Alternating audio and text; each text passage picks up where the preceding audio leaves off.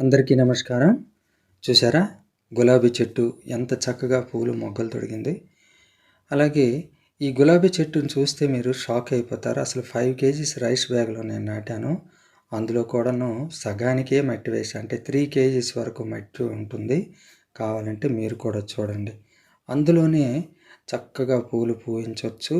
అది కూడా నేను చేసే ట్రిక్. నా కుండీల్లో ఎందులోనూ మట్టి ఎక్కువ ఉండదు. చాలా తక్కువ మట్టితోనే నేను మొక్కల్ని పెంచుతాను. ఎందుకంటే మనకు మట్టిని సేకరించడం కష్టమవుతుంది. అలాగే రెంటెడ్ హౌస్ కాబట్టి సో మెనీ రెస్ట్రిక్షన్స్. నేను రిక్వెస్ట్ చేసి ఇలా పెంచుకుంటున్నాను కాబట్టి ఈ మట్టిని నేను ఆదా చేసే విధంగా అలాగే మొక్కలను నేను ఇంకా చూసే వాళ్ళకు కూడాను నేను అట్రాక్షన్గా ఇలాగ కూడా పెంచుకోవచ్చు అని కూడా నేను చెప్తున్నాను. మనం మొక్కలు పెంచడానికి మనకు ముఖ్యంగా ఒక 5 మనకు ఇంగ్రీడియంట్స్ అవి చాలా ముఖ్యమైనవి అవసరం అన్నమాట.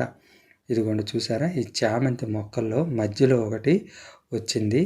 అది ఇప్పుడే విచ్చుకుంది. ఆ కలర్ అన్నది ఊళ్ళోంచి తెచ్చాను, ఎవరు ఫ్రెండ్స్ ఇచ్చారు, నేనైతే చూసుకోలేదు. అదిగోండి ఈ గులాబీ చెట్టు ఎన్ని మొగ్గలు తొడిగిందంటే అన్ని మొగ్గలు తొడిగిందండి. మరి ఇలాంటివి ఇవేంటి అన్నది ఇప్పుడు మనము చూద్దాం. నేను ఇప్పుడు లిక్విడ్ ఫెర్టిలైజర్ ఇస్తున్నాను. ఆ లిక్విడ్ ఫెర్టిలైజర్ ఏంటి అన్నది కూడాను ఇస్తాను.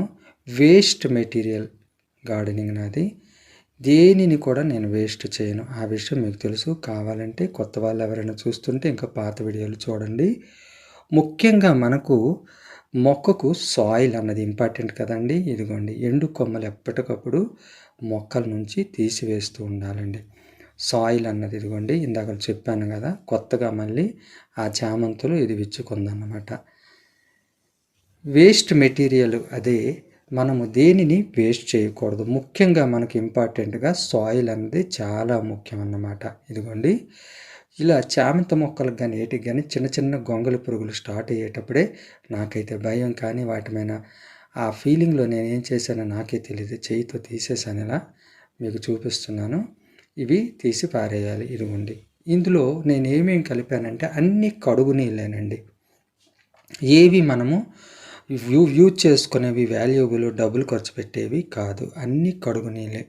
అందులో కందిపప్పు కడుగు నీళ్ళు ఉన్నాయి, బియ్యం కడిగిన నీళ్ళు ఉన్నాయి, ఇంకా కొత్తిమీర ఇంట్లో ఉండేది. ఆ కొత్తిమీర పాడైపోయింది, అందులో వేసాను. ఉల్లిపాయలు తొక్కలు కూడా అందులో వేసి నానబెట్టేశాను.